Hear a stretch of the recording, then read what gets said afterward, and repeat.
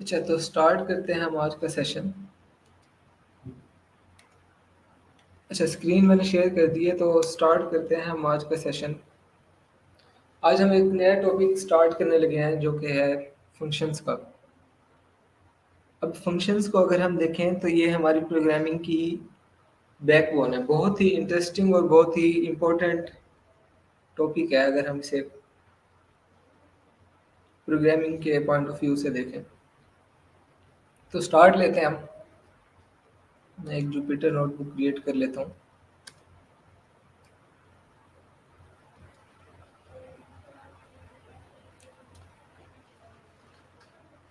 अभी तक हमने बहुत सी चीज़ें डिस्कस कर ली हैं। लूप्स वगैरह देखी हैं जिसमें ख़ास तौर पे। उसके अलावा भी हमने बहुत से बेसिक्स कंसेप्ट हमने कर लिए हैं। और 2-3 बार हमने शायद ये बात की होगी कि हम जब भी कोड लिख रहे होते हैं अपना, हमें कोड रिपीट नहीं करना अपना। ये एक अच्छी प्रैक्टिस नहीं होती। Try do not repeat yourself या यूर कोड। तो अभी मैं आपको कुछ प्रॉब्लम्स बताता हूँ। सबसे पहले एक प्रॉब्लम मुझे है कि एक बंदा मुझे कहता है, मुझे एक टास्क देता है। टास्क ये है,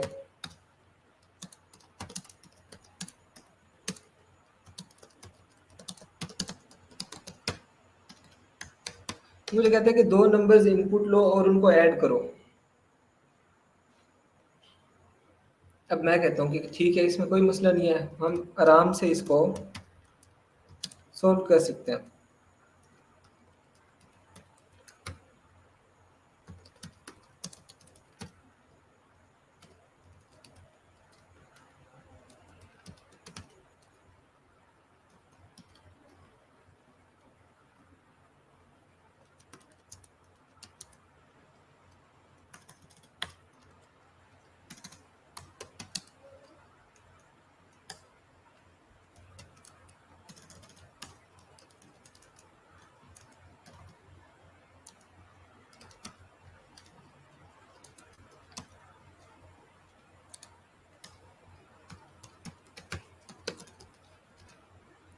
ये हमने जो प्रॉब्लम दी गई थी उसको हमने सॉल्व कर लिया है कि 2 नंबर्स हमने इनपुट लिए, उनको ऐड किया और उनको प्रिंट भी करवा दिया।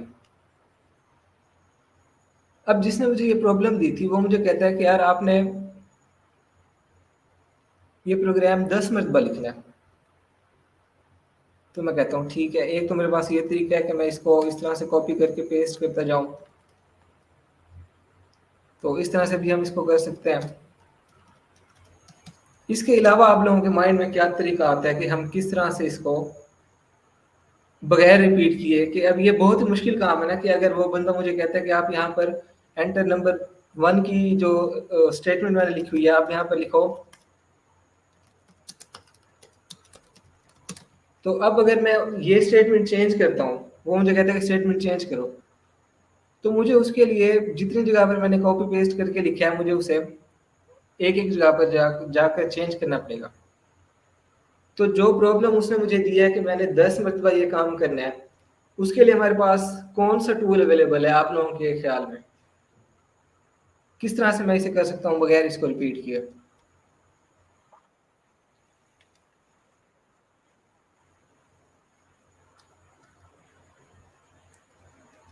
ठीक है, लूप्स हमने डिस्कस की। हमें पता था कि जब भी हमने कोई काम रिपीट करना होता है, मल्टीपल टाइम्स करना होता है, तो हम लूप्स को यूज करते हैं। अच्छा, अब हमें ये पता है कि अगर जो उसने हमें अब प्रॉब्लम दिया था उसको करने के लिए हम क्या करेंगे, हम एक लूप लगा देंगे।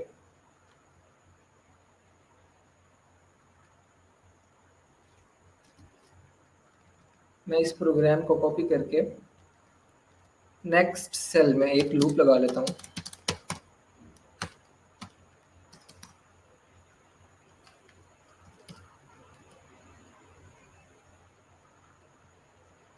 तो अब हमने क्या किया कि इसको बार बार कोड लिखने के बजाय एक ही बार 10 मरतबा रन कर लिया और ये काम हमने 10 मरतबा कर लिया रिपीट करके। तो अब ये इस तरह से काम करता रहेगा। तो इसको भी हम स्टॉप कर देते हैं।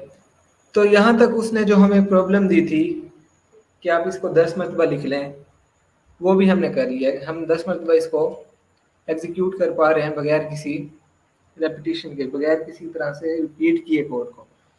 लेकिन यहाँ पे भी एक ड्रॉबैक है। वो ड्रॉबैक ये है कि जो लूप है ये हमें हेल्प करती है किसी एक स्पेसिफिक पार्ट पर, प्रोग्राम के किसी एक स्पेसिफिक पार्ट पर हम किसी भी कोड को मल्टीपल टाइम्स रन कर सकते हैं। लेट्स सपोज मैंने इस थर्ड सेल में इस लूप को और इस कोड को जो मैंने 10 मरतबा रन करना था कर लिया। अब वो बंदा मुझे कहता है कि आपने नेक्स्ट सेल में जाके एक मरतबा फिर इसको यूज़ करना है, जो यही हमने कोड लिखा था। वो कहता है कि आप इसको एक मरतबा फिर नेक्स्ट सेल में जाओ या प्रोग्राम के किसी और पार्ट में जाओ, इस तरह से हम कर लेते हैं। वो कहता है इसके बाद ना आप ऐसा करो, कुछ प्रिंट स्टेटमेंट्स लिखवाओ।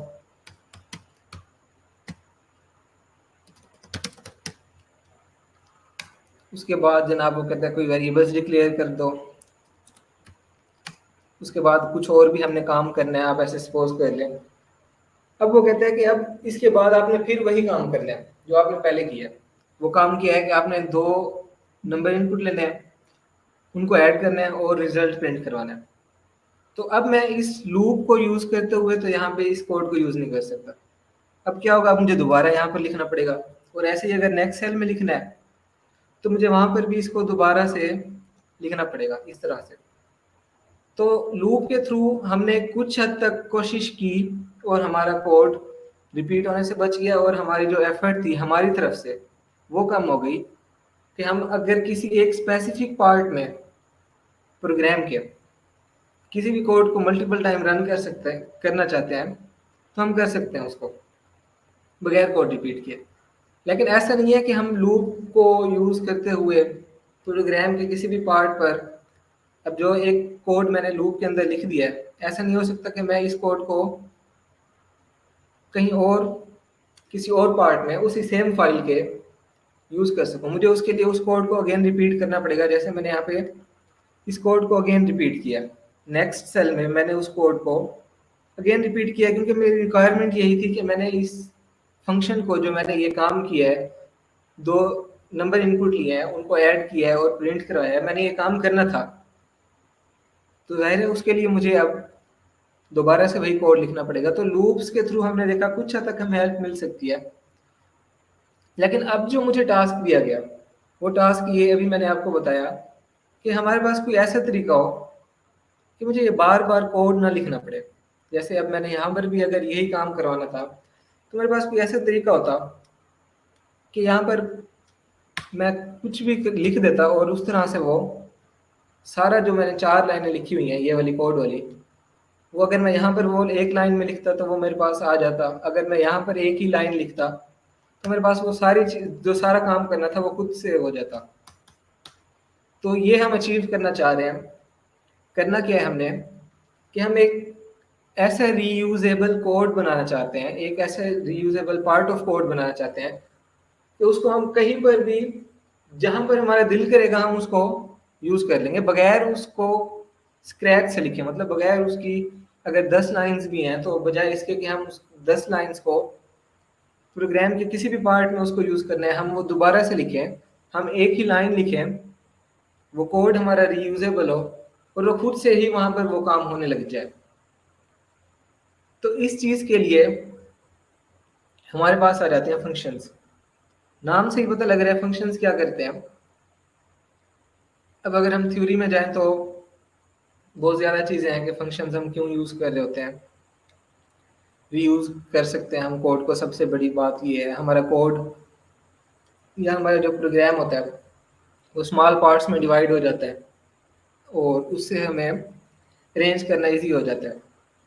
तो बहुत से, अगर हम थ्योरी में जाएं तो बहुत ज़्यादा इसके बेनिफिट्स हैं। सबसे बड़ा जो बेनिफिट है वो यही है, एक तो हम अपने प्रोग्राम को स्मॉलर पार्ट्स में डिवाइड कर देते हैं, और दूसरा ये कि हम रीयूजेबिलिटी बढ़ा देते हैं अपने कोड की, कि एक ही कोड जो हमने अपने प्रोग्राम में 20 मरतबा यूज़ करना था, बजाय इसके कि उन 10 लाइन्स को मैं 20 मरतबा लिखूँ अपने प्रोग्राम में मुख्तलिफ जगहों पर, मेरे पास एक ऐसा तरीका होगा कि मैं उसे एक ही दफ़ा लिख लूँ और जहाँ पर मैंने उसे यूज़ करना है वहाँ पर एक ही लाइन लिख के, एक ही वर्ड लिख के मैं उसको वो फंक्शन अचीव कर लूँ जो मैं 10 लाइनें दोबारा से लिख के करता। तो इस प्रॉब्लम को सॉल्व करने के लिए जो मैं अभी बता रहा था कि हम एक ही मरतबा लिख लें और बार-बार यूज़ करते रहें, हमारे पास होते हैं फंक्शंस। अब अगर हम मैथमेटिक्स हम में से बहुत से लोगों ने पढ़ी हुई होगी, तो मैथ्स में भी हमारे पास फंक्शंस होते हैं, कुछ इनपुट ले रहे होते हैं और कुछ ना कुछ एक्शन परफॉर्म करके आउटपुट हमें दे रहे होते हैं। सेम कंसेप्ट है और हमारे पास जो अप्रोचेज़ होती हैं कोड लिखने की, प्रोसीजरल प्रोग्रामिंग होती है, फंक्शनल प्रोग्रामिंग होती है और ऑब्जेक्ट ओरिएंटेड बेस्ड होती है। ये इंट्रो टू प्रोग्रामिंग के कोर्सेज़ में आप लोग पढ़ चुके होंगे। इतना थ्योरेटिकल डिटेल्स में जाने की मुझे लगता है ज़रूरत नहीं है, हम फंक्शन से स्टार्ट लेते हैं। थोड़ा सा मैंने आपको जो मेन पॉइंट था वो क्लियर कर दिया कि हम फंक्शन क्यों यूज़ कर रहे हैं, ज़रूरत ही क्यों आई। जब हमारे पास लूप्स भी थी, उसको यूज़ करके हम बगैर रिपीट किए कोड लिख पा रहे थे, पर एक हद तक। अगर उसी प्रोग्राम में मैंने दोबारा वही कोड लिखना था तो मुझे वो दोबारा से लिखना पड़ रहा था। तो कुछ हद तक लूप्स ने हमारे लिए आसानी पैदा की थी, लेकिन उनका एक डिफरेंट पर्पस था। कोड रिपीट हमारा फिर भी हो रहा था। अब जो हम फंक्शंस को डिस्कस करेंगे, इसमें ये होगा कि अगर एक ही कोड हमने मल्टीपल जगहों पे यूज़ करना है तो हमें बार-बार लिखना नहीं पड़ेगा। तो फंक्शंस पे हम आते हैं।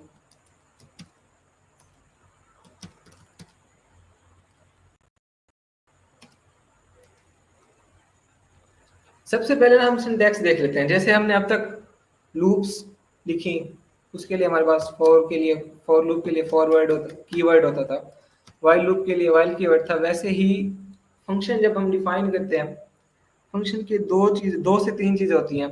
एक उसकी डेफिनेशन होती है, सेकंड उसकी बॉडी होती है और थर्ड उसकी कोई रिटर्न टाइप हो सकती है। अब आप में से काफ़ी लोग, आई होप कि उन्होंने फंक्शंस वगैरह पढ़े हुए होंगे दूसरी लैंग्वेजेस में, तो फिर भी मैं वन बाय वन इन चीज़ों को आपको एक्सप्लेन करने की कोशिश करता हूँ।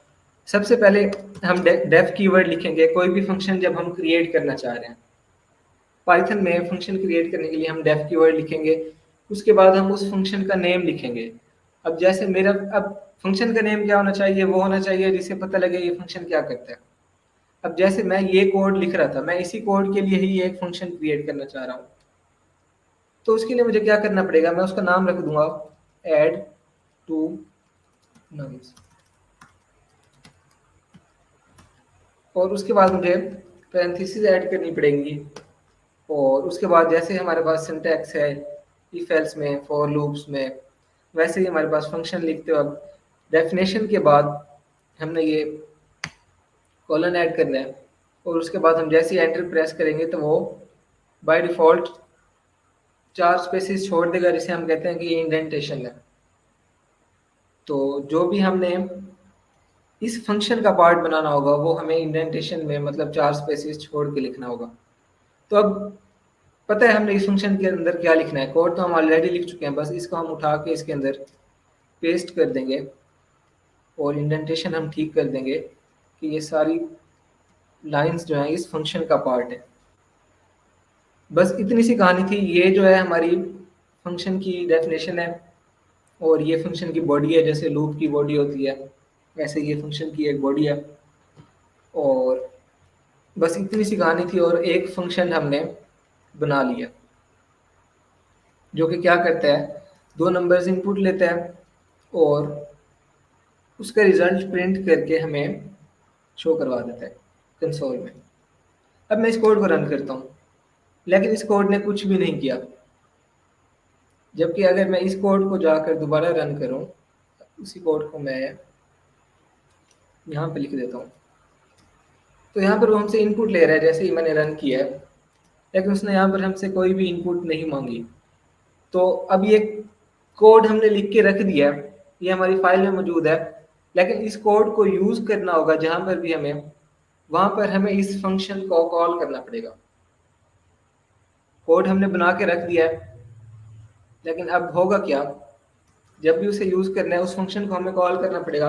और फंक्शन किस तरह से कॉल आते हैं, हमने अब तक कई फंक्शन जैसे लेंथ फंक्शन हो गया, क्या करता था, लेंथ रिटर्न करके देता। लेट्स सपोज मैं इसे लिस्ट दे देता हूँ। तो पैरेंथेसिस हमें ऐड करनी पड़ती है यहाँ पर भी, और इस तरह से हम अपने फंक्शन को कॉल कर लेते हैं। तो अब हमने अपना फंक्शन कॉल करना है ऐड टू नंबर्स वाला। तो पैरेंथेसिस आगे ऐड कर दी। अभी इसके अंदर हमने कुछ नहीं लिखना, और जैसे ही मैंने इसको रन किया है, अब वो मेरे से इनपुट ले रहा है। मैंने उसे इनपुट दे दी और उसने हमें आंसर प्रिंट करके दे दिया है, जो कि है 4। और अब इसको मैं कहीं पर भी नेक्स्ट सेल में चला जाऊं, या उससे भी काफ़ी सेल्स छोड़ के मैं नीचे आ जाता हूँ, यहाँ पर मैं उसका नाम लिखूंगा फंक्शन का, पैरेंथेसिस ऐड करूंगा, और वो जो मैंने 4 लाइंस यहाँ पर लिखी थी वो एग्जीक्यूट होना शुरू हो जाएंगी खुद से। तो यही तो हम अचीव करना चाह रहे थे, जो मैंने आपको स्टार्ट में एक प्रॉब्लम बताई थी कि प्रॉब्लम क्या है कि हम कहीं पर भी बगैर रिपीट किए उस कोड को यूज़ कर सकते हैं। और इस कोड को सिर्फ हम सेम फाइल में यूज़ नहीं कर सकते, इसको हम मल्टीपल, अगर हमारे पास फाइल्स हैं तो उसमें भी हम इंपोर्ट करके कर सकते हैं। इंशाल्लाह हम आज टाइम बच गया तो आज करके ये देखेंगे, नहीं तो नेक्स्ट क्लासेस में इंशाल्लाह ये भी हम करके देखेंगे कि हमारे पास 2 फाइल्स हैं, और एक फाइल में मैंने ये फंक्शन बनाया और मैं दूसरी फाइल में यही फंक्शन सिर्फ एक लाइन के थ्रू इंपोर्ट करके ये फंक्शन मैं यूज़ कर सकता हूँ दूसरी फाइल में भी, बगैर ये सारा कोड लिखे। तो इंशाल्लाह ये भी हम देखेंगे। तो अभी आई थिंक कि आपको कुछ हद तक आइडिया हो गया होगा कि हम क्यों यूज़ कर रहे हैं फंक्शंस। मेन चीज़ यही होती है, जब हम पढ़ रहे होते हैं तो हमें समझ नहीं आती कि फंक्शंस करें क्यों। जब हमारे पास लूप्स थी और भी मल्टीपल चीज़ें थी तो क्या ज़रूरत है फंक्शंस की। जब मैं फंक्शंस पढ़ रहा था ना, मेरे माइंड में मैं जहाँ पर आकर स्टक हुआ था, मैंने कोशिश किया कि वो चीज़ मैं आपको क्लियर करूँ। वो ये थी कि हम जब लूप के थ्रू रिपीट कर सकते हैं तो फिर फंक्शन क्यों आ रहे हैं। और मुझे काफ़ी टाइम लगा था इसकी अंडरस्टैंडिंग डेवलप करने में कि लूप सिर्फ एक पार्ट में हमें रिपीट करने की परमिशन देती हैं। ये नहीं होता कि हम उसको लिख लें और कहीं पर भी यूज़ करते रहें। इस तरह का हमें लूप्स का तो पर्पज़ ही हो रहा है, वो तो हम रेपिटेशन के लिए यूज़ करें, पर एज ए बिगिनर कुछ हद तक हमें कंफ्यूजन होती है माइंड में। तो आई होप कि ये क्लियर हो गया होगा। अब हम नेक्स्ट मूव करते हैं, यहाँ तक किसी का कोई क्वेश्चन हो तो कर सकता है।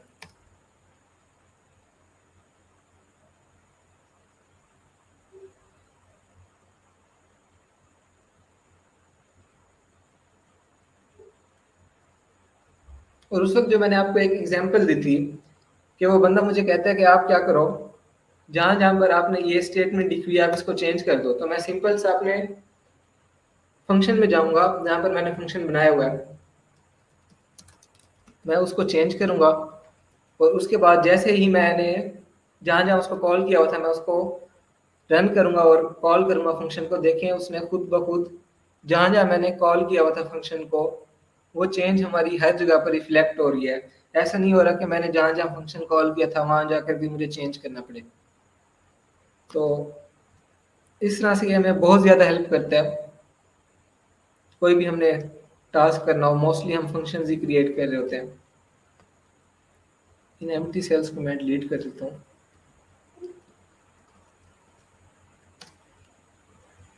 ठीक है, ये तो अब हमने देख लिया कि किस तरह से हम फंक्शंस को डिफाइन कर सकते हैं, बना सकते हैं, और उसके अंदर कुछ ना कुछ कोड ऐड कर सकते हैं, और देन उसको जहाँ पर हमने यूज़ करना हो सिंपल से हमने उसको कॉल कर देना है और वो कोड एग्जीक्यूट हो जाएगा। अब एक और चीज़ हम ऐड कर सकते हैं। मुझे जिसने ये प्रॉब्लम दी थी वो मुझे कहता है कि भाई आपने इस फंक्शन के अंदर बना तो दिया है और यहाँ पर ये प्रिंट करवा दिया है। वो कहता है मेरी रिक्वायरमेंट ये है कि आप इसको यहाँ पर प्रिंट ना करवाएं, आप किसी तरह से जहाँ पर उस फंक्शन को कॉल करते हैं वहाँ पर जो रिजल्ट है उसको सेव कर लें। लेट्स सपोज रिजल्ट हमारा जो भी आएगा इस वेरिएबल के अंदर, इस रिजल्ट वाले वेरिएबल के अंदर जो भी स्टोर होगा वो आप इस फंक्शन से बाहर लेके आए। क्योंकि ये चीज़ डिस्कस करने से पहले मैं आपको बता दूं कि जो 2 चीज़ें होती हैं हमारे पास, ग्लोबल वेरिएबल्स होते हैं और लोकल वेरिएबल्स होते हैं। आप सब लोग वाकिफ होंगे इससे। ग्लोबल वेरिएबल्स जो होते हैं उसको हम कहीं पे भी यूज़ कर सकते हैं।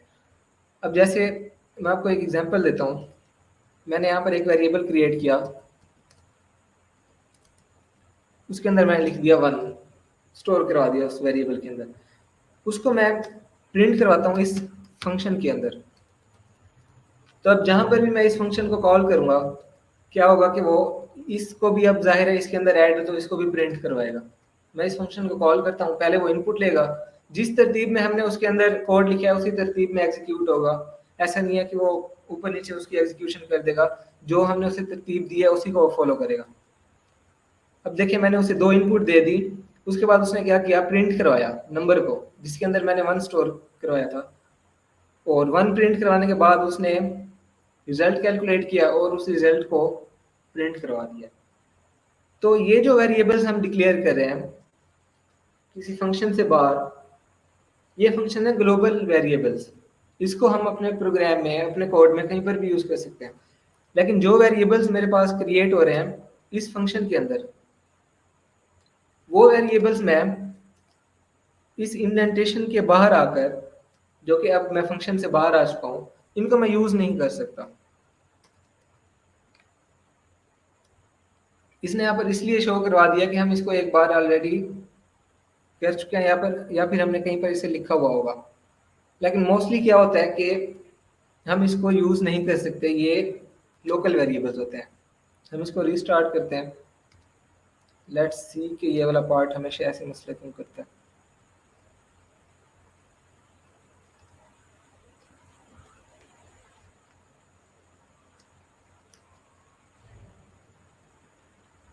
तो ऐसे ही होता है, जब हम इसके अंदर जो भी वेरिएबल्स क्रिएट करेंगे उसको हम इस स्कोप से बाहर यूज नहीं कर सकते। वो होते हैं लोकल वेरिएबल्स। नेम स्पेसिस के कंसेप्ट होते हैं जो कि अभी हमारी डिस्कशन से बहुत बाहर है। हर फंक्शन की एक नेम स्पेस होती है, ऐसे समझ लें उसकी एक छोटी सी दुनिया होती है। उस छोटी सी दुनिया, वो छोटी सी दुनिया तब एक्टिवेट होती है जब हम उस फंक्शन को कॉल करते हैं। जैसे ही हम इस फंक्शन को कॉल करेंगे तब इसके अंदर आप ऐसे समझ लें कि रूह आ जाएगी और ये जिंदा हो जाएगा, नहीं तो ये डेड पड़ा हुआ है, इसका कोई काम नहीं है। ये तब तक यूज ही नहीं होगा, तब तक रन ही नहीं होगा जब तक हम इसे कॉल नहीं करेंगे। तो अब प्रॉब्लम ये है कि इसके अंदर से कोई डेटा हमारे पास ऐसा तरीका हो कि हम बाहर भेज सकें इस फंक्शन से बाहर। तो उसके लिए हमारे पास रिटर्न स्टेटमेंट्स होती है। आप लोगों ने पढ़ा हुआ होगा कि हम किस तरह से रिटर्न कर सकते हैं। पाइथन में रिटर्न करने के लिए सिंपल सा एक कीवर्ड है रिटर्न, और उसके आगे हम लिख देंगे कि हमने क्या चीज़ रिटर्न करनी है। तो मैंने रिजल्ट वाला वेरिएबल रिटर्न करना है क्योंकि इसके अंदर स्टोर हो रहा है हमारा रिजल्ट ऐड होने के बाद दोनों नंबर के। तो हम इसे कर देते हैं, हम कह देते हैं कि रिटर्न कर दो रिजल्ट। अब हम नीचे आएंगे, यहाँ पर एक वेरिएबल क्रिएट कर लेते हैं और यहाँ पर अब हम क्या कर रहे हैं, अब भी हम उस फंक्शन को कॉल कर रहे हैं जैसे हमने पहले किया था। लेकिन अब क्या हो रहा है, अब ये फंक्शन कुछ ना कुछ रिटर्न कर रहे हैं, कुछ वापस दे रहे हैं हमें। और उस जो चीज़ ये वापस कर रहा है उसे हमने स्टोर करवा लिया इस वेरिएबल में, क्योंकि हम उसे लूज नहीं करना चाहते। हम चाह रहे हैं कि वो हमारे पास सेव हो जाए। तो अब मैंने अब भी हमने इसी को रन किया है, लेकिन सिर्फ एक चेंज ये की है कि हमने उसको जो भी वो आउटपुट देगा, जो भी वो रिटर्न करेगा, उसे हम एक वेरिएबल में स्टोर करवा रहे हैं ताकि उसे हम बाद में प्रिंट करवा के देख सकें या कहीं पे यूज करना है तो वो भी कर लें कि अभी हमने उस फंक्शन को कॉल किया है। तो अब यहाँ पर जो उसने प्रिंट करवाया वो इस आंसर वेरिएबल को प्रिंट करवाया। अब इस वेरिएबल को मैं कहीं पर भी यूज कर सकता हूँ अपने प्रोग्राम के अंदर। मैं एक और सेल में जाकर प्रिंट करवाता हूँ। तो 3 उसने मुझे प्रिंट करके दे दिया है। अब क्या हुआ कि जो कैलकुलेशन उस फंक्शन के अंदर हुई थी वो मेरे पास बाहर आ चुकी है और मैं उसको कहीं पर भी यूज कर सकता हूँ। इस तरह से हम चीजें फंक्शन से बाहर रिटर्न कर सकते हैं। अच्छा, एक और चीज है जिसके अंदर काफी लोग समझते हैं, जैसे मैंने पहले इसका पहला वेरिएंट लिखा था, प्रिंट करवा देते हैं हम इस रिजल्ट को। इस केस में हम रिटर्न कुछ नहीं कर रहे, हमें ऐसा लग रहा है कि हम कुछ रिटर्न नहीं कर रहे, लेकिन एक डेटा टाइप होती है पाइथन में जिसे हम कहते हैं नन। ये एक प्लेस होल्डर कह लें ये बेसिकली बताता है कि इस वेरिएबल के अंदर कुछ नहीं है। अगर हमने ऐसे कह लें कि अगर हमने एम्प्टी वेरिएबल्स डिक्लेयर करने हैं या उसके अंदर बाद में हमने वैल्यू फिल करनी है तो हम एज इक्वल टू नन कर देंगे और देन उसके अंदर हमने जो भी स्टोर करवाना है हम कर देंगे एज इक्वल टू 10। तो इस तरह से हम नन को यूज कर लेते होते हैं।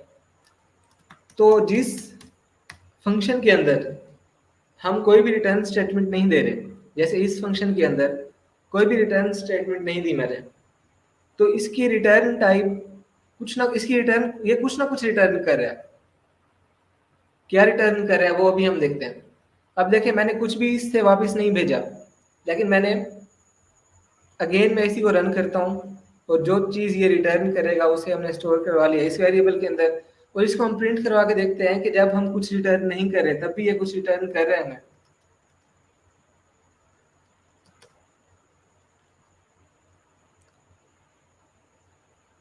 ओके, अगेन देखते हैं कि ये ऐसा क्यों कर रहा है।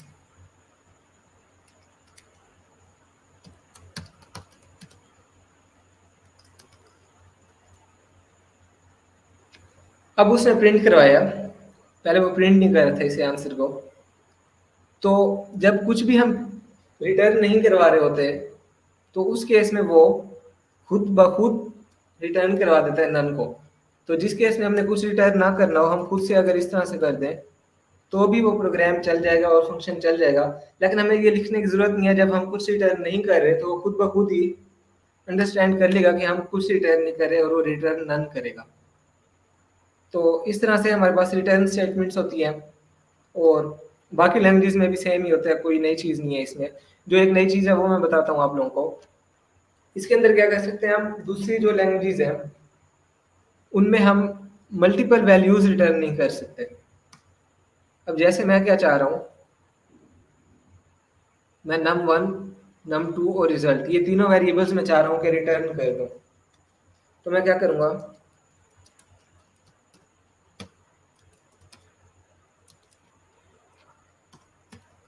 बस इसके अंदर जो मज़े की चीज़ है वो ये है कि हम मल्टीपल वैल्यूज रिटर्न कर सकते हैं, चाहे वो लिस्ट हो डिक्शनरी हो। अब इन तीन वैल्यूज की जगह पे मेरे पास डिक्शनरी होती, टपल होती, लिस्ट होती, वो भी हम रिटर्न कर सकते थे। मतलब मकसद ये है कि हम मल्टीपल चीज़ें रिटर्न कर सकते हैं, वरना जो दूसरी लैंग्वेजेस में हमारे पास लिमिटेशन होती है वो ये होती है कि हम सिर्फ एक ही चीज़ रिटर्न कर सकते हैं।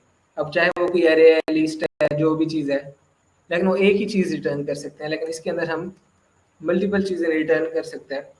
और जब हमने लिस्ट या टपल अनपैकिंग की थी तो किसी ने पूछा था कि क्यों हम टपल अनपैकिंग कहा जाता है कि ये बहुत ज़्यादा यूज़ होती है। तो यहाँ पर जो होगा वो मैं भी आपको दिखाता हूँ। अब हम तीन चीज़ें रिटर्न कर रहे हैं, तीन वेरिएबल्स रिटर्न कर रहे हैं, एक रिजल्ट वाला, एक num1 वाला, एक num2 वाला। अब हम क्या करते हैं, अब हम अगेन इसको एक वेरिएबल के अंदर स्टोर करते हैं, जो भी ये रिटर्न करेगा इस फंक्शन को हम कॉल करते हैं और जो इसका आंसर होगा इसको हम प्रिंट करवाते हैं। तो इसे मैं एक नंबर देता हूँ 1, दूसरा 2 देता हूँ, और मुझे लगता है कि मेरे इसके अंदर आज कोई मसला आया हुआ है। अगेन रन करते हैं।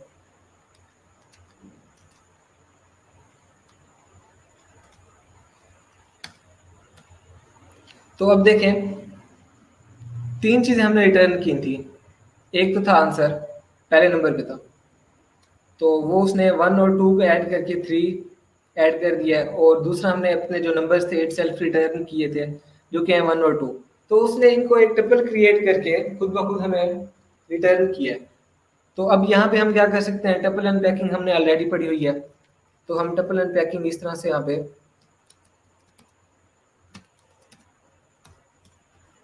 तो जो जो चीज़ें हमने रिटर्न की हैं वो चीज़ें हमारे पास अलग अलग वेरिएबल्स में आ गई। तो जब भी हम मल्टीपल चीज़ें रिटर्न कर रहे होंगे वो उसको एक टपल क्रिएट करके रिटर्न करेगा, और देन हम यहाँ पर जब उनको अनपैक करेंगे तो यहाँ पर टपल अनपैकिंग हो रही है। इसीलिए टपल अनपैकिंग पढ़ाई जाती है, क्योंकि यहाँ पर इसका यूज होता है। लिस्ट अनपैकिंग का कहीं पे यूज नहीं होता अनटिल अनलेस आप लोग खुद ना करना चाहें। लेकिन पाइथन ने कई जगहों पर खुद से टपल अनपैकिंग यूज की हुई है और हमें उसको वैल्यूज को एक्सेस करने के लिए टपल्स को अनपैक करना पड़ता है, तो इसलिए कहा जाता है कि मोस्टली टपल्स ही अनपैक कर रहे होते हैं। काफी लोग समझते हैं कि लिस्ट को हम अनपैक ही नहीं कर सकते, जबकि उसको भी हम कर सकते होते हैं। तो ये एक डिफरेंट चीज है। और बाकी दूसरी लैंग्वेज में जो होता है, यहाँ पे हम रिटर्न टाइप बता रहे होते हैं और पब्लिक स्टैटिक इस तरह की चीजें बता रहे होते हैं, वो कहानियां यहाँ पर नहीं है। सिर्फ एक डेफ कीवर्ड लिखना है, उसके बाद हमने नेम देना है उस फंक्शन को, कॉलन लगाना है, उसके अंदर हमने जो भी हमारा कोड है, जो भी हमने लिखना है, एग्जीक्यूट करवाना है, वो हम इसके अंदर सिंपल से ऐड कर देंगे और हमारा फंक्शन क्रिएट हो जाएगा। रिटर्न अगर कुछ करना है तो हम स्पेसिफिकली इस तरह से लिख देंगे। अगर रिटर्न नहीं करना, उसी के अंदर जो भी है प्रिंट करवा रहे हैं, उस केस में हम रिटर्न स्टेटमेंट भी नहीं लिखेंगे। तो रिटर्न स्टेटमेंट हमने डिस्कस कर ली। एक और चीज़ जो रह गई है वो ये कि रिटर्न जब कुछ कर दिया आपने, उसके बाद आप कोई भी कोड नहीं लिख सकते अपने फंक्शन के अंदर। अब अगर मैं इसके अंदर प्रिंट करवाता हूँ, 1 करवा देता हूँ, तो अभी तो ये बगैर एरर दिए एग्जीक्यूट हो गया। इसलिए हुआ है कि इसकी अभी कोई वैल्यू नहीं है, जब ये रन होगा तभी हमें एरर देगा। अभी ऐसे समझें कि ये डेड था जब मैंने इसे रन किया, लेकिन इसे रन करना इसलिए ज़रूरी है, जैसे ही मैं इस कोड को एग्जीक्यूट करूँगा, जैसे मैंने एग्जीक्यूट किया इसे, अब पाइथन को पता लग जाएगा कि ये फंक्शन मैंने क्रिएट कर लिया। लेकिन अगर जैसे मैं इसे रीस्टार्ट करता हूँ, अब मैं आते ही इस जहाँ मैं इसको कॉल कर रहा हूँ, ये वाला सेल अगर मैं रन करता हूँ, तो उसे नहीं पता कि ऐड टू नम्स क्या है। तो हम उस कोड को, उस सेल को इसलिए रन कर रहे हैं ताकि पाइथन को पता लग जाए कि ये एक फंक्शन है। अब जब मैं इसको कॉल करूँगा, अब उसे ये पता होगा कि ये एक फंक्शन है, वरना पहले उसे पता ही नहीं था कि ये क्या चीज़ है। अब हमने इसे नंबर्स दे दिए और उसने, मुझे लगता है कि आज इसके साथ कुछ गलत हुआ पड़ा है। अच्छा, इसको हम अगेन रन करते हैं, तो अब वो कहता है कि ये नहीं है।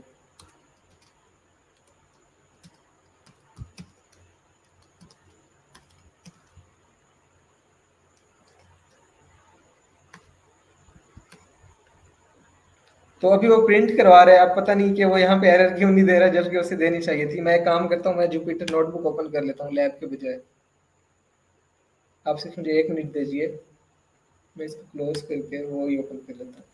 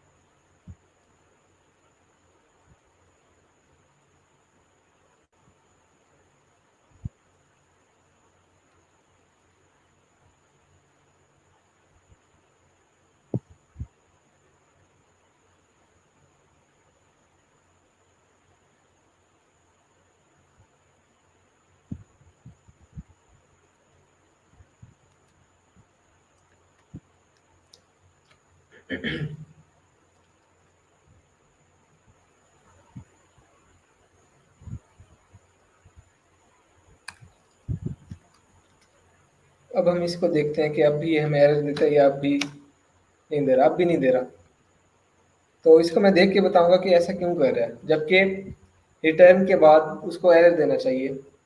या फिर ये हो सकता है कि पाइथन में उस कोड को एग्जीक्यूट नहीं कर रहा। ये मैं आपको कंफर्म करके बता दूंगा बाद में।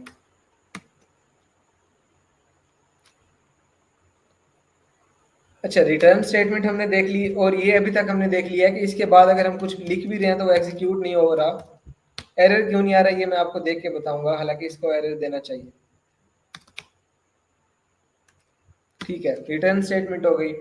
यहां तक किसी और क्वेश्चन है तो आप कर लें।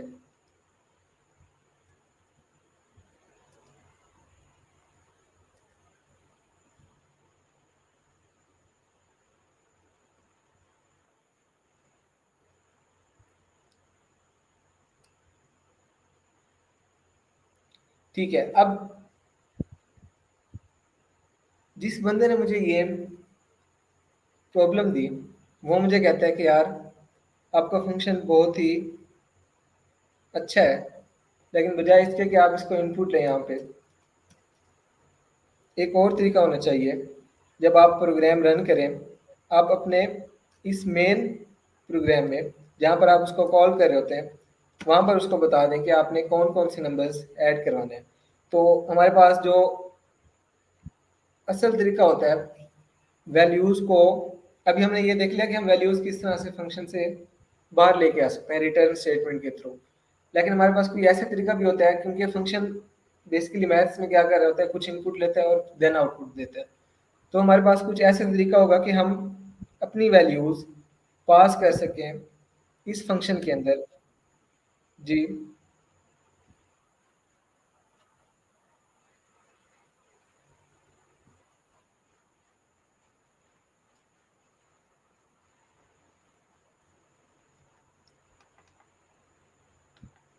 अच्छा, आप कह रहे हैं कि ये समझ नहीं आ रही कि रिटर्न करने के बाद ऐसा क्यों लिखा है। ओके, मैंने आपको अभी बताया था कि जब भी हम मल्टीपल चीज़ें रिटर्न करते हैं फंक्शन से, तो वो उसको एक टपल क्रिएट करता है, टपल बना के यहाँ पर रिटर्न कर देगा। अगर मैं एक ही वेरिएबल के अंदर स्टोर करवाता हूँ, अब हम इसको रन करके हमने देखा, उसने 3, 1 और 2 रिजल्ट दिया हमें। 3 क्या था, 1 और 2 को ऐड करने के बाद जो रिजल्ट आया वो था नम 1 इटसेल्फ, जो नंबर हमने फर्स्ट दिया था, और नम 2 वो नंबर जो हमने बाद में दिया। अब अगर मैं आपको इसकी टाइप प्रिंट करके दिखाऊं, तो वो टपल है, उसने उसने ऑटोमेटिक इसको जितने भी मैंने कॉमा से सेपरेट करके वेरिएबल्स लिखे हैं, रिटर्न जो उसने किया है उसको एक ही चीज बना के एक टपल क्रिएट करके रिटर्न किया है। तो उस टपल को हम अनपैक कर रहे थे यहाँ पे।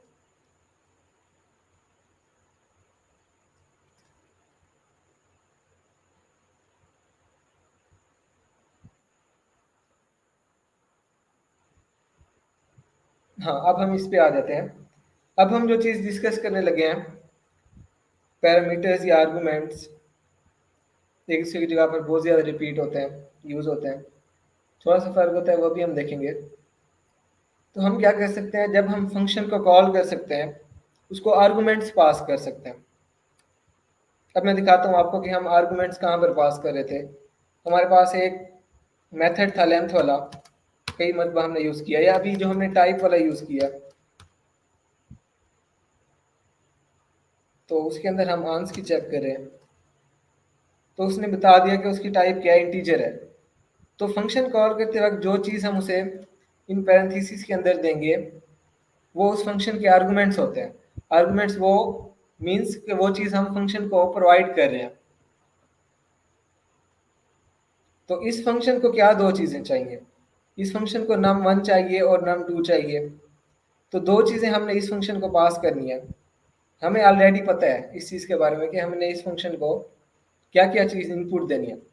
तो वो हम यहाँ पे इन पैरेंथेसिस के अंदर जहाँ पर हमने फंक्शन डिफाइन किया था, पहले वहाँ पर हम जाकर चेंज करेंगे, और यहाँ पर कोई भी हम नाम रख सकते हैं, n1 कर देते हैं, n2 कर देते हैं, डजेंट मैटर।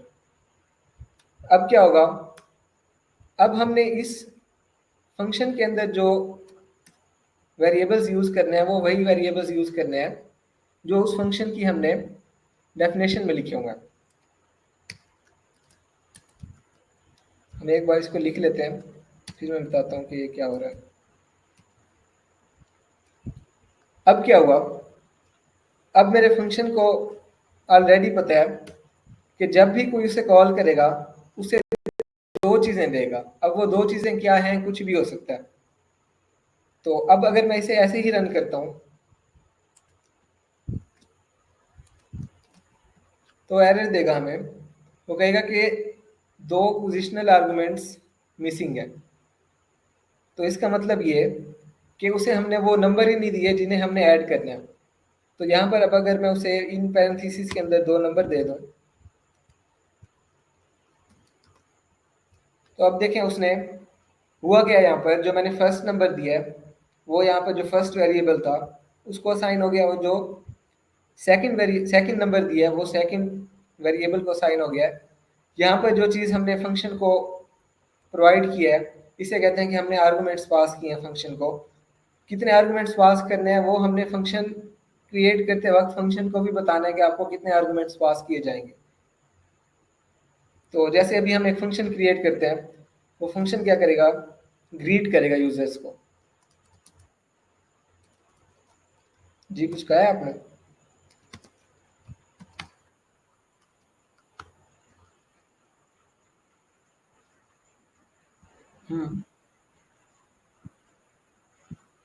पैरामीटर्स होता है। जी जी, ये डिफरेंस होता है। एग्जैक्टली सही कह रहे हैं। ये जहां पर हम उसे पास कर रहे हैं ना, ये 2 नंबर्स या जो भी वैल्यूज हैं, ये इन्हें हम कहते हैं कि हमारे फंक्शन को हम आर्गुमेंट्स पास कर रहे हैं।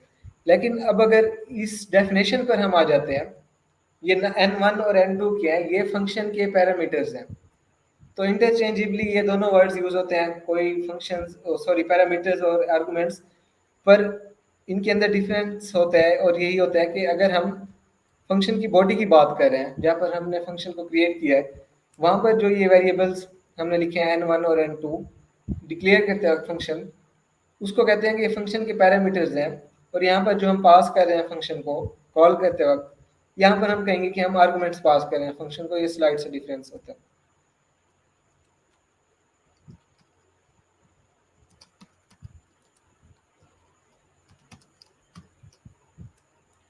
तो एक फंक्शन हमने क्रिएट किया है, वो फंक्शन क्या करता है, ग्रीट करता है यूजर्स को। कैसे पता लगा, नाम से पता लग गया। और उसको हम एक चीज पास करेंगे, और उसके बाद वो क्या करेगा, जो चीज हम उसे पास करेंगे वो हेलो के आगे उसको प्रिंट कर देगा। अब हम इस फंक्शन को कॉल करते हैं और इसको हम नाम दे देते हैं। तो जो मैंने उसे नाम दिया था वही नाम जाकर असाइन हुआ इस वेरिएबल को, क्योंकि मैंने उसी फंक्शन को कॉल किया है। तो उस वेरिएबल को असाइन हुआ, उसे ऑलरेडी पता था कि उसे एक चीज़ मिलनी है। और उसने आगे क्या किया, ये सेल्फ एक्सप्लेनेटरी है, उसने उसको प्रिंट करवा दिया। मैं कोई भी इसको नेक्स्ट में जाकर अगर इसको कॉल करता हूँ,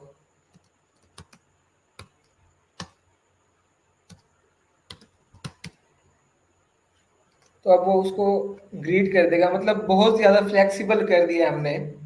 हम जो भी उसे नेम देंगे वो उसी को ग्रीट कर देगा।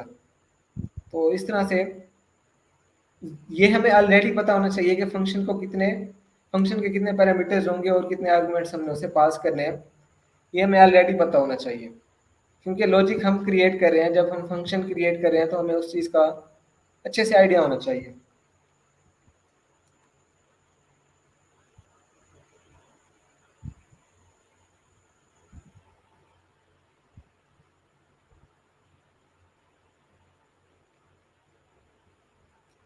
अच्छा, नेक्स्ट चीज़ हम देखते हैं।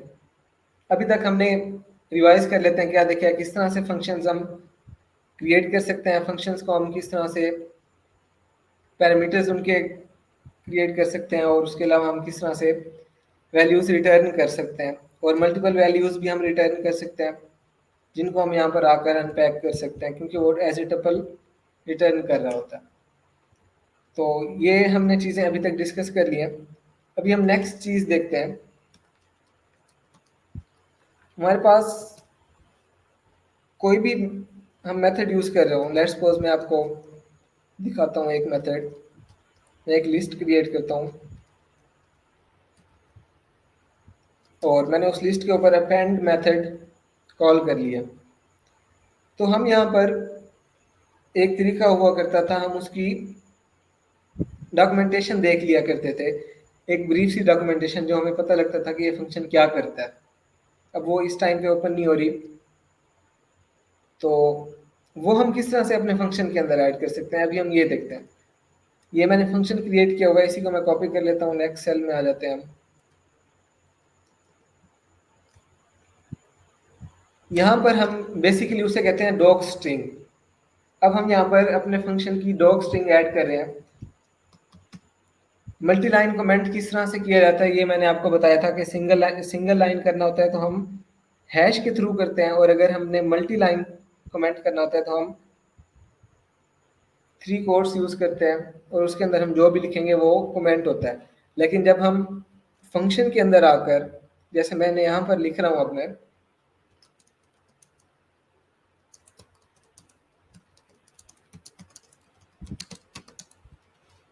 मैंने एक लाइन लिख दी कि एक रीड करता है यूजर को जो भी उसे नेम दिया जाता है। अब हम नीचे आते हैं, पहले वाले मेथड की नहीं ओपन हुई, लेट्स सपोज हाँ इसकी हो गया।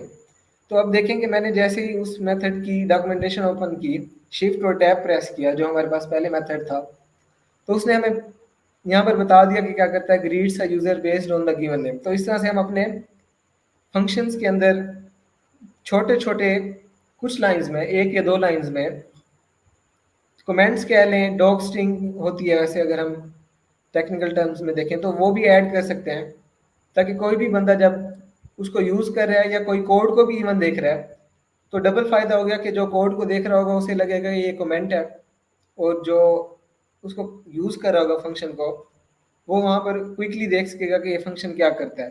तो यूजर को भी फायदा है, और अगर कोई दूसरा प्रोग्रामर आपका कोड देख रहा है उसको भी फायदा है। तो ये एक अच्छी प्रैक्टिस होती है, आल दो जरूरी नहीं है, लेकिन इस तरह से हम अपनी फंक्शंस के अंदर डॉग स्ट्रिंग्स भी ऐड कर सकते हैं।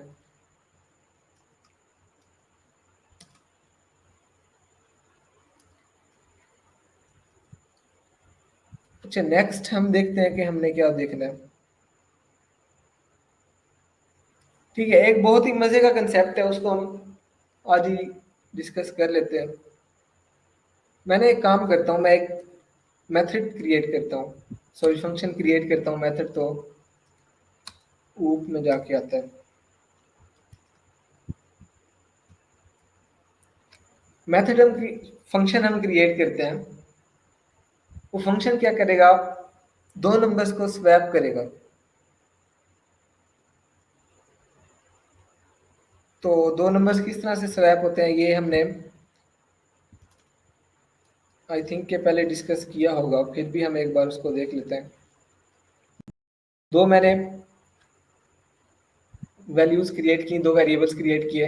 अब मैं करना क्या चाह रहा हूँ, बी के अंदर मैं चाह रहा हूँ ए वाली वैल्यू आ जाए, और ए के अंदर मैं चाह रहा हूँ कि बी वाली वैल्यू आ जाए। तो इसको मैं किस तरह से अचीव कर सकता हूँ।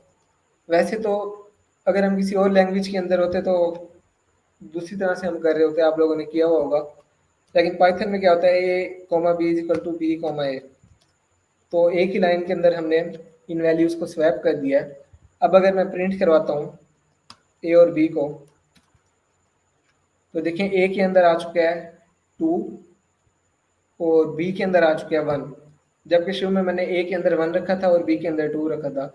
तो इस तरह से हम इनको स्वैप कर सकते हैं। दूसरा तरीका होता है कि हम थर्ड वेरिएबल ले लें। इससे क्या करेंगे हम, मैं एक टेम्प वेरिएबल क्रिएट करूंगा, जो हम बाकी लैंग्वेजेस में मोस्टली यूज करते थे तरीका, थर्ड वेरिएबल को यूज करके। अब मैं क्या करूंगा, ए वाली जो भी मेरे पास डेटा है ना, उसको मैं स्टोर करवा देता हूँ टेम्प नाम के वेरिएबल में।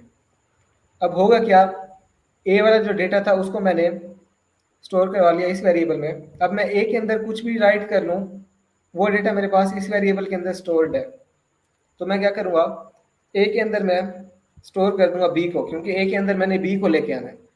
ए इज इक्वल टू बी कर दिया। अब ए के अंदर क्या था वो मिस हो गया, लेकिन मेरे इस वेरिएबल के अंदर सेव्ड है वो। अब मैं क्या करूँगा, बी इज इक्वल टू, अब मैं ए तो कर नहीं सकता, इस टाइम पे बी के अंदर मैंने, सॉरी ए के अंदर इस टाइम पे मैंने 2 ऐड कर दिया। तो अब मैं बी इज इक्वल टू ए अगर लिखूंगा तो इसका मतलब मैं बी के अंदर दोबारा बी वाली वैल्यू स्टोर करवा रहा हूँ जो ओल्ड वैल्यू थी बी की। मैं क्या चाहता हूँ, मुझे बी के अंदर ए की जो ओल्ड वैल्यू थी 1 वो चाहिए, और वो मैंने शुरू में स्टोर करवा ली थी टेम्प वाले वेरिएबल में। तो मैं बी इज इक्वल टू कर दूंगा टेम्प। तो अब अगर हम ए और बी को प्रिंट करवाते हैं, तो अब भी सेम रिजल्ट आया है। तो मोस्टली इस तरह से हम स्वैप कर रहे होते हैं दो नंबर्स को। तो अब हम क्या करेंगे, एक फंक्शन क्रिएट करेंगे। वो फंक्शन क्या करेगा कि दो नंबर्स को स्वैप करके देगा। तो हम क्रिएट कर लेते हैं।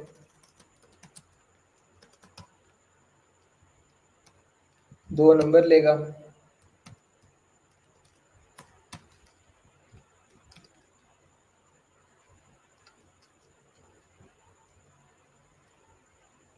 और इसे हम ऐसे ही कर लेते हैं।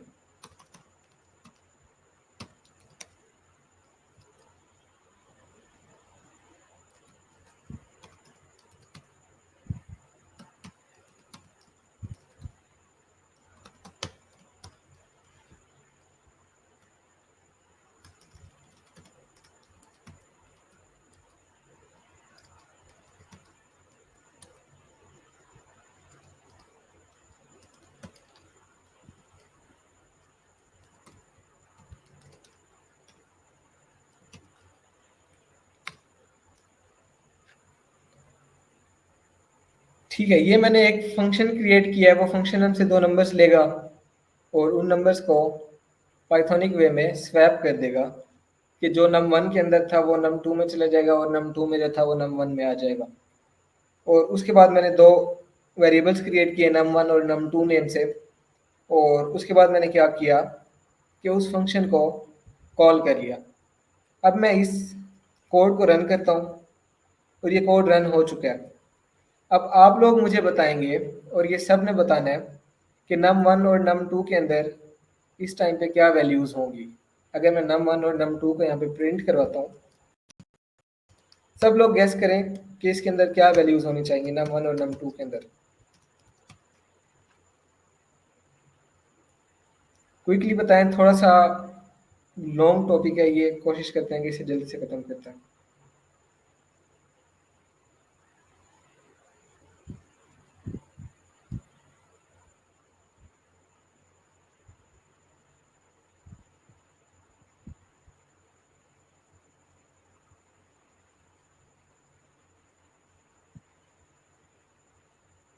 गैस कर लें अगर किसी को आइडिया नहीं है तो।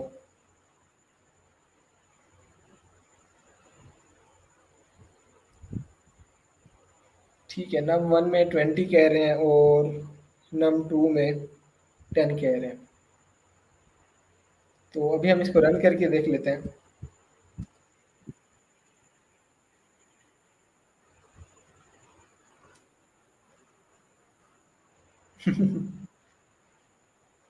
नहीं, फंक्शन कॉल तो कर लिया मैंने एक बार, ये हो चुका है कॉल।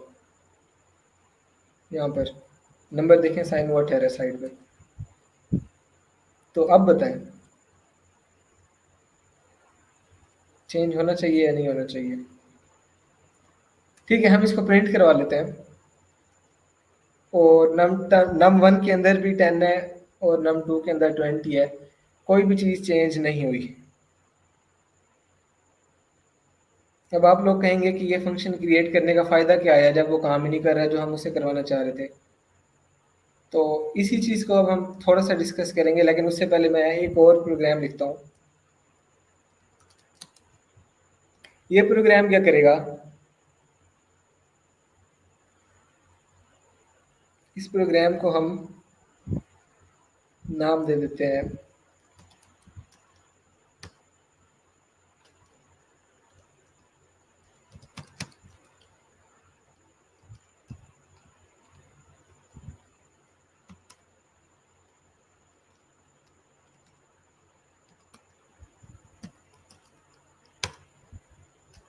कुछ भी। हम इसके अंदर से पॉप तो वो खुद ही लास्ट वाला डिलीट कर देगा।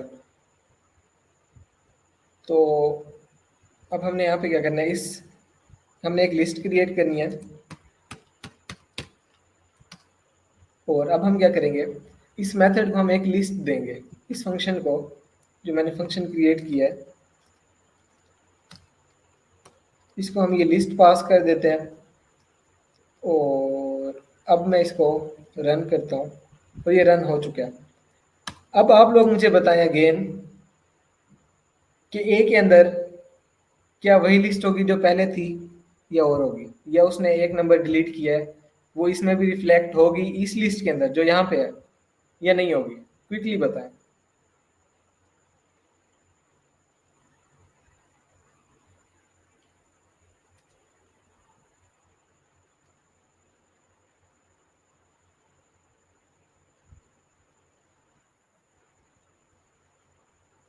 ठीक है, एक ने कहा कि होगी।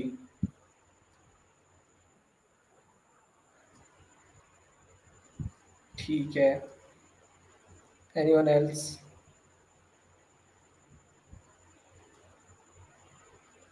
तो हम इसको प्रिंट कर देखते हैं, और वो सेम नहीं रही उसके अंदर।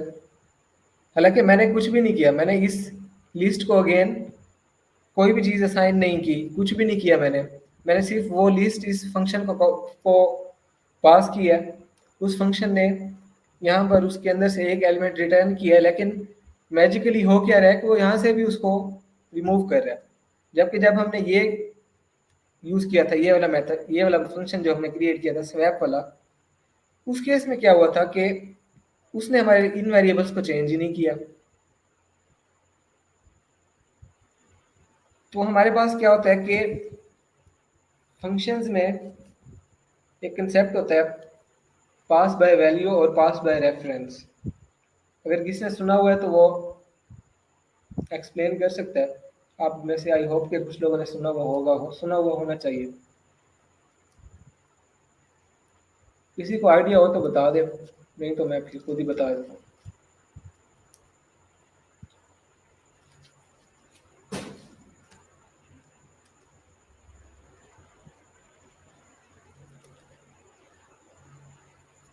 ठीक है, आई थिंक किसी को नहीं पता, मैं बताता हूँ।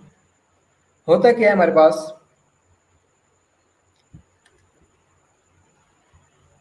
जो हम चीज़ें पास कर रहे हैं ना फंक्शन को, अभी हम इस वाली एग्जाम्पल में आ जाते हैं। अभी मैं आपको पास बाय वैल्यू और पास बाय रेफरेंस बता देता हूँ। उसके लिए ना मैं, बल्कि ऐसे ही क्विकली बता देता हूँ। होता क्या है, पास बाय वैल्यू में क्या होता है, अब मैं इस फंक्शन को दो वेरिएबल्स पास कर रहा हूँ, या दो आर्गुमेंट्स इसको मैं पास कर रहा हूँ। अब उसके अंदर हमने देखना है कि वो जो लैंग्वेज है वो किस तरह से ये जो वेरिएबल्स हैं किस तरह से पास करी है। अब पास बाय वैल्यू में क्या है, वो इसके अंदर जो भी वैल्यू है ना, वो वैल्यू पास करेगी यहाँ पर जो वेरिएबल है उनको। मतलब num1 नाम का मेमोरी के अंदर एक और वेरिएबल क्रिएट होगा, जो कि एक इटसेल्फ एक नया वेरिएबल है। इसने, जब हमने उसको पास किए हैं वैल्यूज, जो हमने वेरिएबल्स उसे पास किए हैं, उसने क्या किया, उनके अंदर से जो भी वैल्यूज थी ना, जैसे num1 की जगह पे उसने 10 आगे पास कर दिया, तो यहाँ पर जाकर एक न्यू वेरिएबल क्रिएट हुआ मेमोरी के अंदर। अब मेमोरी के अंदर दो वेरिएबल्स हैं num1 नाम के, एक ये जो हमने पहले क्रिएट किया हुआ था, एक ये जो हमारा फंक्शन वाला है। फंक्शन वाला वेरिएबल ये जो हमने एज ए पैरामीटर रखा हुआ है। तो अब दो वेरिएबल्स क्रिएट हो गया। यहाँ पर जो भी चेंज हो रहा है वो उस वेरिएबल में चेंज हो रहा है जो यहाँ पर नया क्रिएट हुआ था, क्योंकि यहाँ से फंक्शन को क्या पास किया गया था, सिर्फ वैल्यू। तो जब उसे वैल्यू पास की गई है और उसने नए वेरिएबल्स बनाए हैं फंक्शन ने अपने, तो वो किस तरह से इन वेरिएबल्स की मेमोरी में जाके चेंजेस करे। उसे तो नहीं पता कि इन वेरिएबल्स, ये वेरिएबल एग्जिस्ट भी करते हैं या इनकी मेमोरी लोकेशन कौन सी है। इस फंक्शन को इस चीज़ का नहीं आइडिया। इसे सिर्फ इतना पता है, इसे दो वैल्यूज दी गई हैं, उसकी अपनी एक दुनिया है, उसने दो वेरिएबल्स क्रिएट किए हैं और जो भी चेंजेस की थी उसके अंदर कर दिए। लेकिन हुआ क्या, उसे नहीं पता कि उसकी बाहरी दुनिया में भी इसी नाम के दो वेरिएबल्स हैं, क्योंकि उसे वो चीज़ नहीं बताई गई। उसे किस तरह से पास की गई है इंफॉर्मेशन, ये है पास बाय वैल्यू, कि उसकी जो वैल्यू होती है ना वो एक्सट्रैक्ट करके, सिंपल वर्ड्स में बता रहा हूँ, वो फंक्शन को दे दी जाती है और फंक्शन उसके अपने नए वेरिएबल्स क्रिएट करता है। पास बाय दूसरा होता है pass by reference. Pass by reference में अगर मैं शॉर्ट बताऊं तो क्या होता है, अब ये जो वेरिएबल है num1, इसकी वैल्यू नहीं पास की जाएगी। इस num1 का आप ऐसे समझ लें, मैं ये कह रहा हूँ ऐसे समझ लें कि उसका जो मेमोरी एड्रेस है ना वो पास किया जा रहा है। अब इस num1 के पास क्या है, वो मेमोरी एड्रेस है इस वेरिएबल का, और इस num2 के पास क्या है, इसके पास भी मेमोरी एड्रेस है, आप ऐसे कह लें इस वेरिएबल का। अब वो इनके अंदर जो भी चेंज करेगा यहाँ पे, अब क्योंकि ये दोनों वेरिएबल नए क्रिएट नहीं हुए, ये वही वेरिएबल है जो हमने ऑलरेडी डिक्लेयर किए हुए थे, क्रिएट किए हुए थे, और इसके पास उनकी मेमोरी एड्रेस ही है, तो ये उन्हीं मेमोरी एड्रेस पे जाके चेंज करेगा, तो वो चीज़ें यहाँ पर भी बाहर भी रिफ्लेक्ट हो रही होंगी। ये दो तरीके होते हैं, पास बाय वैल्यू और पास बाय रेफरेंस। किसी का क्वेश्चन है?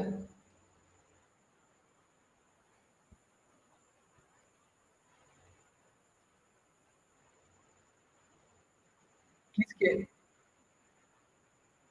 पास बाय रेफरेंस का कह रहे हैं आप? तो आप देखें यहाँ पर मैंने ए रखा हुआ था नाम, और यहाँ पर क्या नाम रखा हुआ था? लिस्ट और था, तो तब भी काम कर रहे हैं, आल्दो यहाँ पर पास बाय रेफरेंस भी नहीं हुआ, यहाँ पर कुछ और हुआ है। लेकिन ये दो चीज़ें आपको मैंने बता दी कि पास बाय वैल्यू होता है, पास बाय रेफरेंस। आप लोगों ने जो भी लैंग्वेजेस पढ़ी हैं, जावा, सी प्लस प्लस, आप लोग लाजमी रिसर्च करके देखिएगा कि वो लैंग्वेजेस फंक्शंस को किस तरह से हैंडल करती हैं, पास बाय वैल्यू होती है या पास बाय रेफरेंस होता है। तो ये तो मैंने आपको बता दिया पास बाय वैल्यू का और पास बाय रेफरेंस का। पाइथन में क्या होता है कि इसका थोड़ा सा ना चेंज है, ना पास बाय वैल्यू है ना पास बाय रेफरेंस है, इसको कहते हैं पास बाय असाइनमेंट, आई थिंक, हाँ ये नाम है, पास बाय असाइनमेंट। अब पास बाय असाइनमेंट क्या है, बहुत ही अजीब सा है, लेकिन आप इसको ऐसे अंडरस्टैंड करने के लिए मैं आपको बता देता हूँ।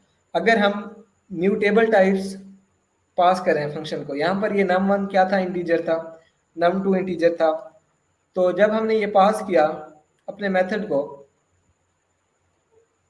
तो वो as a pass by value है। आप लोग इसे इस तरह से अंडरस्टैंड कर सकते हैं कि जो म्यूटेबल डेटा टाइप्स हैं वो पास बाय वैल्यू वाला काम करेंगे। मतलब पास बाय वैल्यू में क्या होता है, इस फंक्शन की अपने वेरिएबल्स क्रिएट होंगे, और वो वेरिएबल्स इसी फंक्शन तक रहेंगे। उसने उन वेरिएबल्स में चेंजेस कर दी, उसे पता ही नहीं है उसके बाहर भी कोई वेरिएबल पड़ा हुआ उसी नाम के, या और नाम भी है अगर, वही अगर हम इसको पास बाय रेफरेंस कर देते, तो यहाँ पर नए वेरिएबल क्रिएट ना होते, इन दोनों वेरिएबल्स के पास इन दोनों की मेमोरी की एक्सेस होती कि कहाँ पर है ये, तो जो इनके अंदर चेंज होता वही चेंज हमें यहाँ पे नजर आ रहा होता है।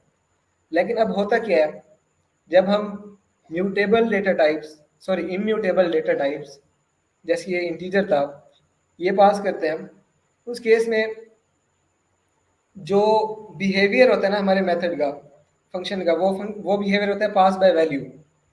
पास बाय वैल्यू में क्या होता है, उसे बाहर वाली दुनिया का नहीं पता, उसे इनकी मेमोरी की एक्सेस नहीं है, और इसीलिए उसने यहाँ पर चेंज नहीं किया इन दोनों वेरिएबल्स को। लेकिन जब हम अपने मेथड को, अपने फंक्शन को कोई म्यूटेबल टाइप पास कर रहे हैं जो चेंज हो सकती है, तो उस केस में उस फंक्शन का बिहेवियर कैसा होगा, पास बाय रेफरेंस वाला जो आपने यहाँ पे देखा है। मैंने उसे ए पास किया, ए एक मेरे पास लिस्ट थी, लेकिन इस वेरिएबल के पास जो LIS वेरिएबल मैंने क्रिएट किया था, इसके पास जो चीज़ आई है वो इसका मेमोरी एड्रेस है। उसने क्या किया, चुप करके अब इसके अंदर समझे वही मेमोरी एड्रेस है जो इसका है, तो मतलब ये वेरिएबल भी पॉइंट उसी चीज़ को कर रहा है, उसी मेमोरी को कर रहा है जहाँ पर ये लिस्ट पड़ी हुई है। अब उसने इस लिस्ट के अंदर से लास्ट वाला एलिमेंट रिमूव कर दिया। अब चाहे वो हम मेथड से बाहर आके उसको यूज कर रहे हैं, लेकिन मेमोरी तो सेम थी। जैसे ही ये मेथड एग्जीक्यूट होगा, ये मेथड इस लिस्ट की मेमोरी में जाके लास्ट वाला एलिमेंट रिमूव कर देगा। तो उसके बाद जैसे ही हम इसे एक बार कॉल करके देखेंगे, इस मेथड को एक बार कॉल करने के बाद, जैसे मैंने यहाँ पे देखा, तो क्या होगा, उसका लास्ट एलिमेंट रिमूव हो चुका होगा, क्योंकि जब हम म्यूटेबल डेटा टाइप से पास कर रहे हैं अपने मेथड को, तो वो बिहेव करेगा पास बाय रेफरेंस जैसा। लेकिन बैकएंड पे बिल्कुल भी ये कहानियां नहीं चल रही। ये पास बाय वैल्यू और पास बाय रेफरेंस हमारे पास दूसरी लैंग्वेजेस में होता है, जावा, सी प्लस प्लस, और इनमें इसका कुछ अपना ही कुछ कंसेप्ट है। लेकिन मैं आपको बिहेवियर समझा रहा हूँ कि जब हम उसे इम्यूटेबल डेटा टाइप देंगे, वो पास बाय वैल्यू की तरह बिहेव करेगा। जब हम उसे म्यूटेबल डेटा टाइप देंगे, वो पास बाय रेफरेंस की तरह बिहेव करेगा। तो इस तरह से काफ़ी लोग कंफ्यूज होते हैं। और या तो पता ही नहीं होता कि पास बाय वैल्यू और पास बाय रेफरेंस क्या होता है। बहुत ही फंडामेंटल और बहुत ही इंपॉर्टेंट कंसेप्ट है किसी भी लैंग्वेज में। अगर आप लोग फंक्शंस को स्टडी कर रहे हैं, आपको पता होना चाहिए कि आप जो चीज़ पास कर रहे हैं उस फंक्शन के एग्जीक्यूट होने के बाद क्या होगा। अब यहाँ पर बिल्कुल उलट बिहेवियर हो रहा है, वो इनको चेंज ही नहीं कर रहा। हालांकि रिटर्न मैंने दोनों में कुछ नहीं किया, इसमें भी मैंने रिटर्न तो कुछ नहीं किया, लेकिन इसमें उसने कैसे मैजिकली इसको चेंज कर लिया और इसमें उसने कुछ भी नहीं किया। तो ये अंडरस्टैंड करना बहुत ज़्यादा ज़रूरी है कि किस तरह से मेथड्स के अंदर जब हम मुख्तलिफ चीज़ें पास कर रहे होंगे वो किस तरह से एक्ट कर रहे होंगे। अब मैं यहाँ पर अगर इसी मेथड को अगेन कॉल करता हूँ, एक बार मैंने ऑलरेडी कॉल कर लिया, अब मैं इसे दोबारा कॉल कर रहा हूँ। ठीक है, इसे मैंने लिस्ट भी देनी थी। अब हम ए को प्रिंट करवाते हैं, उसने एक और एलिमेंट भी उसके अंदर से मूव कर दिया। जितनी मरतबा मैं उसको कॉल करता जाऊँगा और उसको ए पास करता जाऊँगा, वो उसके अंदर से एक एक एलिमेंट या जो भी काम करना था उसने ऐड करना होता तो वो ऐड करता चला जाता। लेकिन यह है कि उसके पास जो भी चीज़ हम उसे पास कर रहे हैं, चाहे उसका नेम और है, यहाँ पर ए है और यहाँ पे लिस्ट लिखा हुआ है, तो चाहे नेम चेंज है, लेकिन अगर म्यूटेबल डेटा टाइप पास कर रहे हैं तो वो उसको उसकी उसके पास एक्सेस है उस वेरिएबल की जो उसे पास किया गया और वो उसको चेंज कर सकते हैं। तो आज के लिए इतना ही था। ये जो लास्ट चीज़ मैंने बताई आप इस पर खुद से भी रिसर्च कर सकते हैं थोड़ी सी, लेकिन पास बाय वैल्यू और पास बाय रेफरेंस का आपको आइडिया होना चाहिए। और ये बिल्कुल आपने किसी को नहीं कहना कि पाइथन में भी पास बाय वैल्यू या पास बाय रेफरेंस है। वही बिहेवियर शो हो रहा होता है लेकिन प्रोसेस कुछ हो रहा होता है बैकएंड पे। लेकिन फंक्शंस का बिहेवियर बिल्कुल एग्जैक्ट वही है जो मैंने आपको अभी करके दिखाया, लेकिन पास बाय असाइनमेंट इस तरह से कुछ होता है इसके अंदर। तो आज के लिए यही था। किसी का भी क्वेश्चन है तो आप लोग कर लें, और इसके लिए मैं क्वेश्चंस प्रैक्टिस के शेयर करूंगा। आपने जितनी अब तक मेहनत किया है उससे ज़्यादा मैं चाहूँगा कि आप इस टॉपिक पर मेहनत करें, फंक्शंस, और नेक्स्ट इंशाल्लाह हम वो भी डिस्कस करेंगे। इन दोनों पर जितना ज़्यादा हो सकता है। शुरू वाले तो फंडामेंटल चीज़ें थी, पर ये वो चीज़ें हैं जो आपको क्लियर होनी चाहिए हर हाल में। तो किसी का क्वेश्चन है तो आप लोग कर सकते हैं। लास्ट टाइम जो मैंने असाइनमेंट शेयर की थी वो भी किसी को समझ ना आई हो तो अगर प्रॉब्लम समझ नहीं आई क्या करना है तो आप पूछ लें। वैसे उसकी डेडलाइन कल तक है, वो भी आप लोग करके सबमिट करवा दीजिए। जी,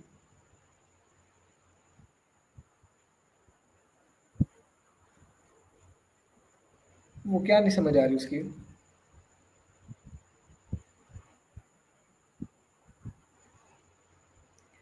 जैसे हमने, आप लास्ट सेशन में थे ना, हमने क्या किया था, एक कॉन्टैक्ट बुक को जो हमने क्रिएट की हुई थी थोड़ा सा मॉडिफाई करके हमने उसके साथ एक txt फाइल अटैच कर दी थी जो एज ए एक्सटर्नल डेटाबेस काम कर रही थी। और उसके अंदर हम जो भी हमारा डेटा था उसको स्टोर कर रहे थे। उससे हो क्या रहा था कि वो डेटा लॉस नहीं हो रहा था, डिलीट नहीं हो रहा था, जैसे ही हमारा प्रोग्राम रुक जाता था एग्जीक्यूट होना। तो वही चीज़ आपने करनी है, लेकिन अब आपने करनी है एक टू डू लिस्ट के साथ। उस टू डू लिस्ट के अंदर आपके पास दो लिस्ट है, एक टास्क वाली लिस्ट है, एक कंप्लीटेड टास्क वाली लिस्ट है। तो आपने क्या करना है, दो फाइल्स क्रिएट करनी है। टास्क वाली लिस्ट का जो डेटा होगा वो आपकी टास्क वाली फाइल के अंदर होगा ताकि वो मेंटेन रहे। लास्ट टाइम जो दो लिस्ट थी ना, नेम और कॉन्टैक्ट वाली, वो हम एक ही फाइल के अंदर स्टोर करवा रहे थे। लेकिन यहाँ पर हमारे पास डिफरेंट डेटा है। एक वो है जो कंप्लीटेड टास्क है, एक वो है जो टास्क पेंडिंग है। तो उनके लिए अलग अलग फाइल बनेगी और सेम प्रोसीजर होगा जो पहले किया था। जहाँ पर हम अपडेट कर रहे होंगे कंप्लीटेड टास्क वाली लिस्ट को, वहाँ पर हम उस रिस्पेक्टिव फाइल को भी चेंज कर देंगे। आप लास्ट वाला अगर सेशन आपने अटेंड किया था तो आपको समझ आ जाएगी, नहीं तो आप उसको देख लीजिएगा। और आप लोगों ने ट्रायल लाजमी करना है, ज़रूरी नहीं है कि आप उसको कम्प्लीटली कर लेंगे। अगर नहीं होगा किसी से तो हम इसको डिस्कस कर लेंगे क्लास में ही, लेकिन एटलीस्ट ट्राई करें, जितना हो जाए उसको सबमिट लाजमी करवाएं। इन असाइनमेंट्स का हर किसी ये मकसद नहीं है कि आप इनको करके बिल्कुल प्रो बन जाएंगे प्रोग्रामिंग में। सिर्फ ये मकसद है कि आप प्रैक्टिस करें, ताकि अगर आपको समझ नहीं आ रही आप आकर पूछेंगे तो आपको समझ आना चाहिए। बस ये पर्पस होता है इनका। तो आज के लिए यही था, फिर वाइंड अप करते हैं। इंशाल्लाह नेक्स्ट सेशन में हम मज़ीद मज़ेदार चीज़ें डिस्कस करेंगे फंक्शंस की। तब तक के लिए फिर अल्लाह हाफिज़।